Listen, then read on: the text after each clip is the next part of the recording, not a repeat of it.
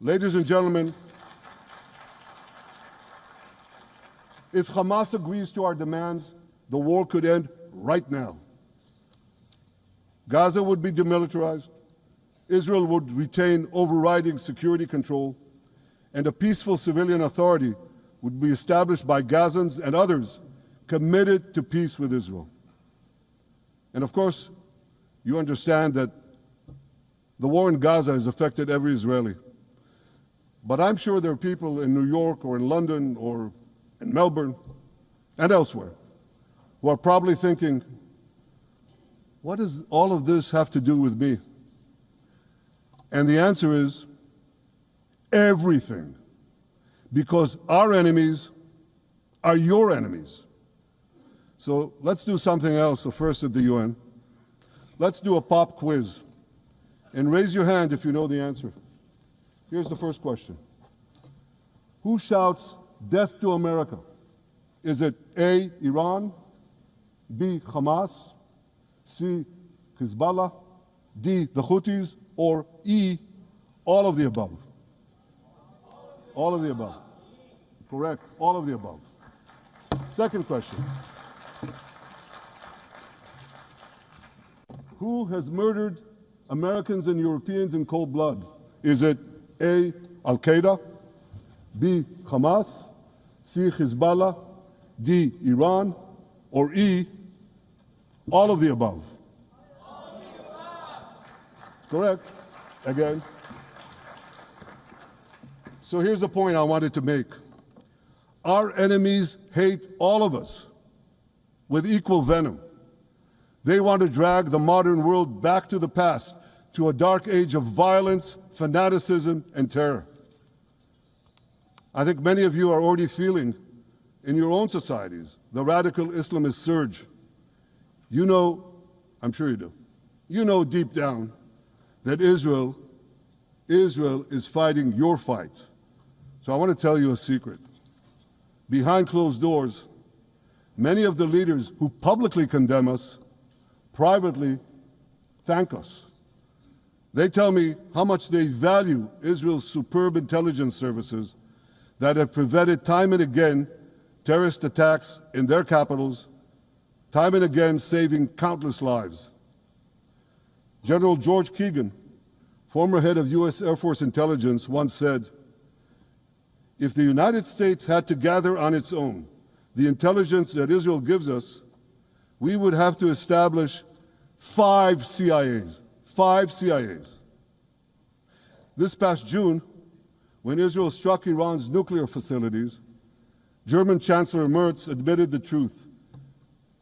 He said, Israel is doing the dirty work for all of us. President Trump understands better than any other leader that Israel and America face a common threat. He showed the world that when Iran and its proxies murder Americans, take Americans hostage, shout death to America, burn American flags, and try to assassinate the President of the United States, not once, but twice. He showed them there is a price to pay for all that.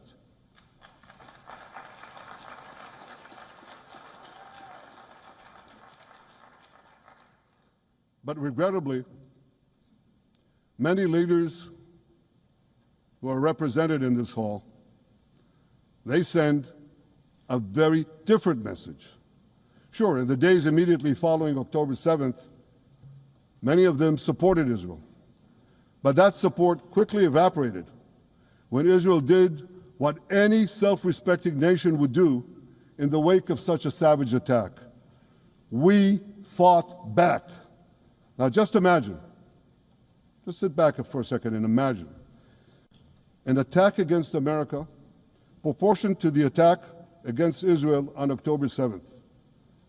Imagine a regime, a terror regime, dispatching thousands of terrorists to invade the United States. They massacre 40,000 Americans. They take 10,000 Americans hostage. What do you think America would do? You think America would leave that regime standing? You don't think that. No way, not a chance. The United States would wipe out that terror regime and ensure that such savagery would never threaten America again. This is precisely what Israel is doing in Gaza.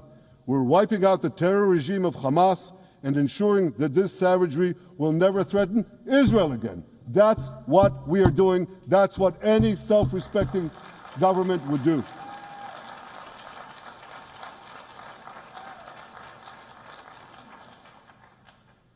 Yet, and it's a yet that I'm sorry to say here, yet over time, many world leaders buckled. They buckled under the pressure of a biased media, radical Islamist constituencies, and anti-Semitic mobs. There's a familiar saying, when the going gets tough, the tough get going. Well, for many countries here, when the going got tough, you caved. And here's the shameful result of that collapse.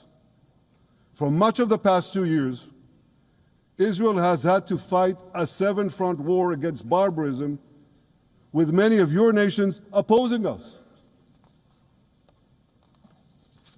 Astoundingly, as we fight the terrorists who murdered many of your citizens, you are fighting us. You condemn us, you embargo us, and you wage political and legal warfare, it's called lawfare, against us. I say to the representatives of those nations, this is not an indictment of Israel. It's an indictment of you. It's an indictment of weak-kneed leaders who appease evil rather than support a nation whose brave soldiers guard you from the barbarians at the gate. They're already penetrating your gates. When will you learn? You can't appease your way out of jihad, and you won't escape the Islamist storm by sacrificing Israel. To overcome that storm, you have to stand with Israel. But that's not what you're doing. As the prophets of Israel foretold in the Bible, you've turned good into evil and evil into good. Now I want to drill down on this. Take the false charge of genocide. Israel is accused of deliberately targeting civilians. Ladies and gentlemen, the opposite is true.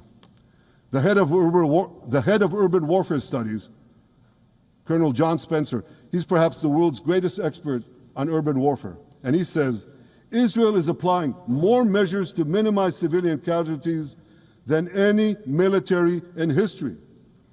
And because we're doing that, the ratio of non-combatant to combatant casualties is less than 2 to 1 in Gaza. That's an astoundingly low ratio, lower than NATO's wars in Afghanistan and Iraq, especially when you consider that Gaza is one of the most densely populated urban areas on Earth. It has hundreds of miles of terror tunnels underground, and it has countless terror towers above ground, and thousands of terrorists embedded in the tunnels and in these towers in civilian areas. If you want to see what measures Israel takes to avoid civilian casualties in this war, just look at what we're doing now in Gaza City, the last Hamas stronghold, one of the 2 last strongholds. For 3 weeks, Israel dropped millions of leaflets, sent millions of text messages, and made countless phone calls urging civilians to leave Gaza City before our military moves in. At the same time, Hamas implants itself in mosques, schools, hospitals, apartment buildings, and tries to force those civilians not to leave, to stay in harm's way. And it often threatens them at gunpoint if they try to do so. For Israel, every civilian casualty is a tragedy. For Hamas, it's a strategy. Hamas uses civilians as human shields and as props in its sick propaganda war in Israel, against Israel, a propaganda war that the Western media buys hook, line, and sinker. Now, despite Hamas's threats, close to 700,000 Gazans, almost 750,000, have already heeded our calls and moved to safe zones. Now I want to ask you a simple question. A simple, logical question. Would a country committing genocide plead with the civilian population it is supposedly targeting to get out of harm's way? Would we tell them, get out, if we want to commit genocide? We're trying to get them out. And Hamas is trying to keep them in. And this charge is so baseless. The comparison to genocide, wholesale slaughter of populations. What, did the Nazis ask the Jews to leave, kindly leave, go out? Did others, you want me to name all the genocidal leaders of history? Just go one by one. Did anyone do this? Did they say, get out so we can come in? Of course not. So the truth has been turned on its head. Hamas, a genocidal terrorist organization whose charter calls for the murder of all Jews on the planet. This genocidal organization is given a pass. It's barely mentioned. While Israel, which does everything it can to get civilians out of harm's way, Israel is put in the dock. What a joke. You want to hear another one? Israel is accused of deliberately starving the people of Gaza when Israel is deliberately feeding the people of Gaza. Since the beginning of the war, Israel has let into Gaza more than 2 million tons of food and aid. That's 1 ton of aid for every man, woman, and child in Gaza. Nearly 3,000 calories per person per day. Some starvation policy.